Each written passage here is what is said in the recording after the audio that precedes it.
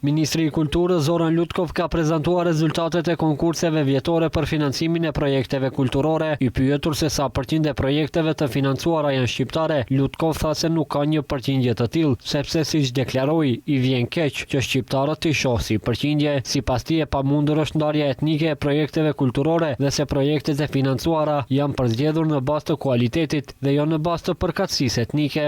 Meni mi je navistina neprijatno Albancите da ih gledam kako procent. Mua më vjen keq sinqerisht që shqiptarët i shoh si përqindje. Më vjen keq kur flas për përqindje. Të gjithë ata që kritikojnë dhe kanë kritikuar vitin e kaluar dhe kalkulojnë me përqindje të shqiptarëve, më vjen keq ta dëgjoj. E thash, do të mbështeten projektet kualitative, do të ketë program kualitativ. Në komisionet e krijuara ka dhe shqiptar edhe maqedonas, turq e të tjerë. Të gjithë vendosin për program kualitativ. Nuk mund të lejojmë të kemi përqindje.